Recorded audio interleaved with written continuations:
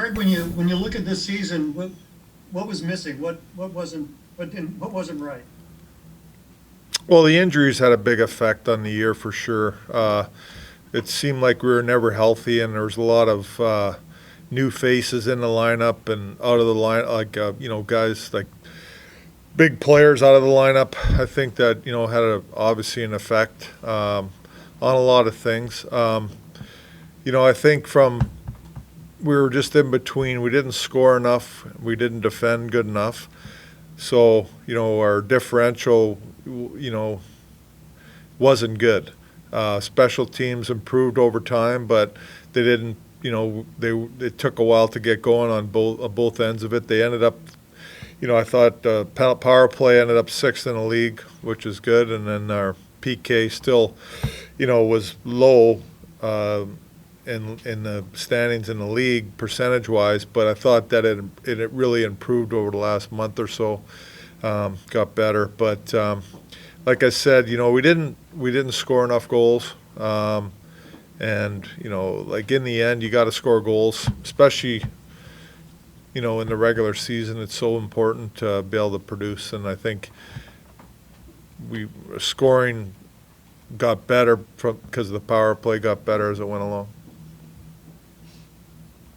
Greg, do you think the pieces are still in place here to be, a Stanley Cup contender, or is there some work that's needed on the roster? Well, I think our core is really strong here, core group of guys. And plus, from the Stanley Cup team, plus adding Falk and Krug to our lineup helps for sure. They're good players. I do believe that we have the core. You always have to tinker and do things and find players in the salary cap era and things like that to make your team better. And Doug's always done that for us and done a good job of that. So I do believe in this team, yes. Greg, I think there's this maybe misconception that you want to play this Ken Hitchcock 200-foot grinded-out game where, this year I've heard you talk about liking the rush and you've given young players a chance. Just how do you blend in the style that is successful, that won you a cup, with some of these younger, newer players who might want to be more up-tempo? Yeah, well, like I said, you could still do both, and you have to do both. It's just about decision-making and with the puck. And we're a pretty good team off the rush this year. I think we ended up 10th or 11th in the National League, Hockey League, in rush opportunities. And, and again, we did a good job in the neutral zone too. We didn't turn pucks over like, I preach all the time. I think we ended up second in the league in that category. So pucks did get deep, and I think there was, we did do some good things off the rush. I do believe that you have to score off the rush, or get scoring chances off the rush. I think it's important. I know that we got some speed with some young guys on our team that are good off the rush, and like I said, I preach both. It's about decision making for me, and as players mature and develop and spend more time in the NHL, they're going to get better at that. So I saw improvement. I mean, Jordan Kyrou's perfect example. Comes in, and I thought his game improved over time this year, and he had a real good year in my opinion. And he's a good rush player. Craig, it's pretty remarkable when you look, since you took over as head coach, at your club's record with and without Oscar Sundqvist. Why is that? What does he bring to the table that allows your team to succeed when he's there? Well, he's an energy guy for sure. He brings a lot of energy to our team, and he's a role player. Role players are really important on your hockey team. He does a variety of things for us, from penalty killing.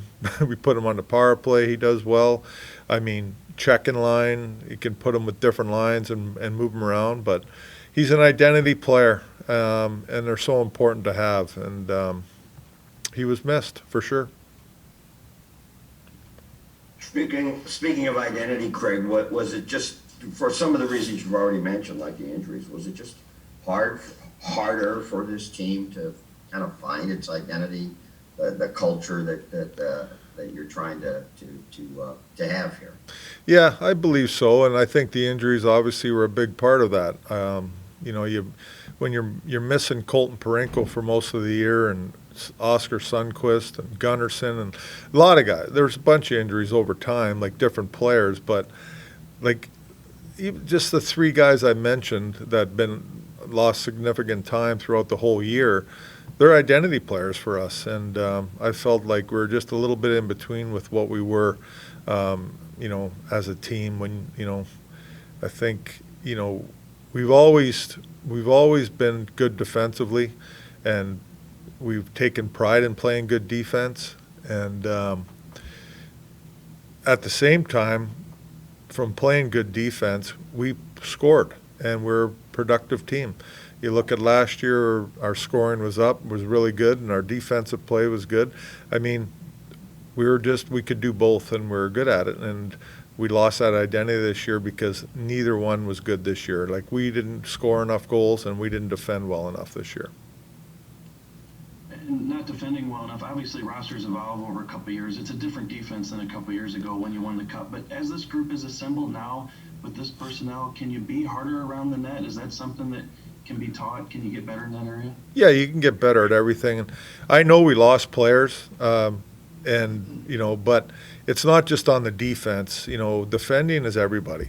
Goalie out, it's everybody. And, you got to take pride in that. It's an important part of the game. And yes, you can improve at being harder at your net and doing different things. And listen, the D-core, there's guys that are big guys that it's easy for them to, push guys out of the way or, be physical around the net. And there's smaller D-core that got to do it a different way. In terms of your offense, just having that more consistent net front presence. Do you have guys on the roster right now that can do that more, or do you need to go out and get a big power forward, somebody?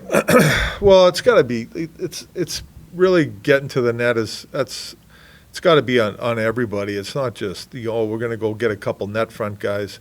It's an attitude that we got to go to the net more, and we didn't get enough rebound chances because of that. Shooting pucks, we weren't at the net enough for rebounds and things like that, or get to the net for rebounds and things like that, and that was a problem that we talked about all the time and get our team to do it. So for me, it's just more of an attitude that's where if you want to score in this league on a consistent basis as a player and be a good scoring team, you gotta go to the net and get those rebound goals, because that's where a lot of the goals are scored. We all know that. Craig, were they just subtle differences when you look at that series with Colorado, or do you feel like there were some glaring gaps there? In terms of them against that, like the team, you mean? The teams? Yeah, yes. Well, Between the two teams. Yeah, well, listen, they're a very good team. We all know that. But we weren't healthy either, so it's hard to know, right? You're missing David Perron, Vince Dunn. We got a lot of guys out. I'm not going to mention them all. You all know who was out and who wasn't. So it's hard for me to evaluate that with all the injuries.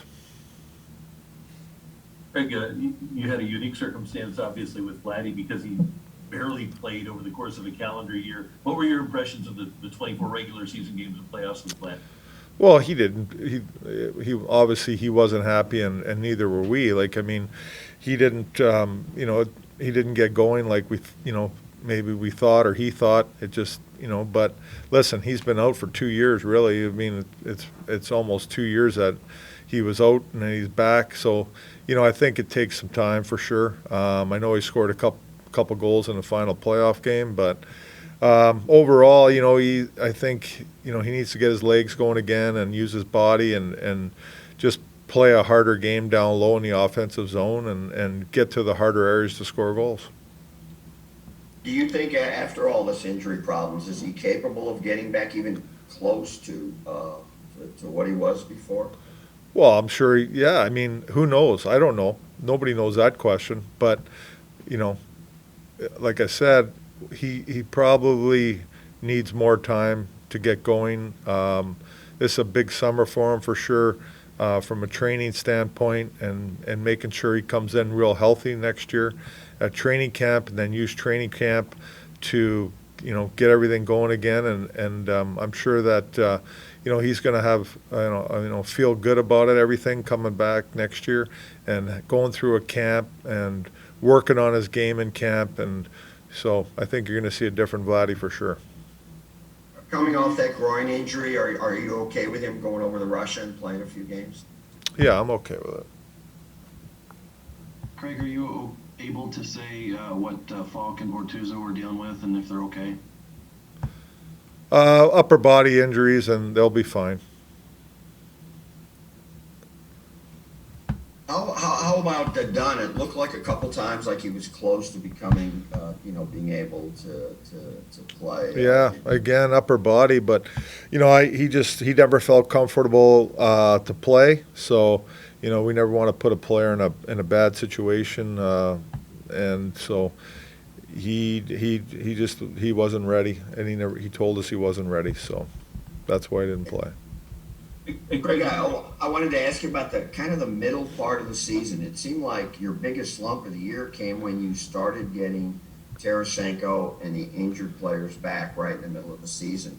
Is that puzzling to you why that was the case, or was it a case where you kind of had to reestablish chemistry getting those guys back? Well, I think that was part of it for sure, reestablishing chemistry. Vladdy was out for a long time. We all know that. So I think that, before the injuries, we had a lot of young guys in there, hungry guys that, did a good job for us, playing a role and doing the role work. And then we started getting everybody back, so everything kind of changed. And, when injured guys came back, they didn't play as well as we needed them to play. I think that was, that's a big part of it.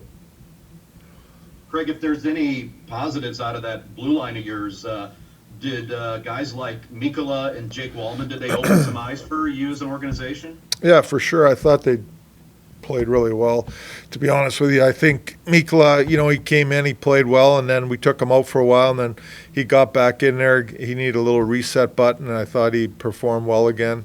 I was pretty impressed with him overall. He's an aggressive guy, big guy, covers a lot of ice. And he's hard to play against, and I think he did a good job. And Jake Wallman, he finally got an opportunity in there, and I think he ran with it. He used his feet really well. He's a tremendous skater. He's got a real good shot, and it's a different game. It's his first time in the NHL playing significant games and important games, and I thought that he came in and grabbed the rope and took off with it. So it was good to see. Obviously, Kostin arrived at a tough time in the season. What did you think about him in those two regular season games, and what went into the decision-making whether to play him in the playoffs or not? Yeah, no, he did fine in the two games there. I thought he looked a little tired, I think, with the travel and everything in the season he had. He looked like he got a little winded at times, but he did fine. And I just didn't feel, for me that, where we were at, I went with, the guys that I thought could get the job done. Greg, Ryan O'Reilly's first year as a captain. What do you look for in a captain, and how do you think O'Reilly did in that role? Well, I thought he did a great job. I thought he got better as it went along the year, and, did a tremendous job down the stretch and in the playoffs, in my opinion. Like, I know that, we got beat 4 straight, but from a captain standpoint, he worked, and he leads by example on the ice. But I thought that he did a great job in the locker room and on the bench of becoming more vocal and preaching the right things, and all the stuff that captains do. I mean, but first and foremost, captains, what do I look for in a captain is just lead by example on the ice is the number one most important thing, and it's hard to find a guy that works harder and competes harder than Ryan O'Reilly. Greg, as far as a guy like, I know injuries derailed him a couple of times this year, but What does Robert Thomas need to do this offseason? Where does he need to take his game to the next level heading into next year? Well, I think first is from a training standpoint, getting real good condition this summer. I think that's really important. I think he's got to work extremely hard in the summertime, get himself in tremendous shape, and then come into camp. And I think that's going to help him for sure. I think there's a ton of upside there. We all know that, but he had a tough time getting going this year with the injuries that really set him back quite a bit. Craig, with the way the Canadian border is now, are there going to be more guys around St. Louis in the summer since it'll be tough to get back to Canada? That's a possibility. I mean, Canada's not a place probably anybody wants to go to right now because of the situation. So they could end up guys hanging around here, being around here. So we'll see. We'll see. I know our guys really like it here, so they might want to stay here in the summer too. Greg, you mentioned you needed more scoring. There's scoring by defensemen and also the fourth line scoring. They were down closely this year. Just your thoughts on that. Yeah, so we've always scored by committee here. And we've shown that last year, throughout the season with we had real good scoring last year, and it was by committee. So from the defense out, everybody contributing, and our D scoring was down quite a bit this year, and our probably our bottom six scoring was down quite a bit, and obviously Vladdy had a tough time to score, Jaden Schwartz, and even Braden Shen dried up for a while there. So I think that again, we need everybody to contribute, like both ends of the ice. That's how we play here. We want to play 200 feet, and part of it is scoring. Craig, I wanted to ask you about the forechecking and just the way you guys, the classic Blues teams, have hounded the puck. And it's hard work, I realize that. Did you get enough of that on a consistent basis this year? No. We didn't get enough guys that were that whether they wanted to do it or didn't want to do it or whatever the reason was, wasn't good enough for sure. It got better. I thought that the last few weeks before playoffs, our forecheck game really came around, and the hounding part of it, and then the work ethic that's needed. And it's not just the forwards; it's the D too. The D are really involved in all of it too, being aggressive and hammering walls and keeping pucks alive and all that. So I thought it come around. It got better as it went along, but it was not good enough for sure. How do you get that back next year? Well, we gotta make sure that we first of all in camp that we're pushing on for it and working on it, and that's our identity. That's a big part of our identity, and going forward, that's we got to demand it out of our players.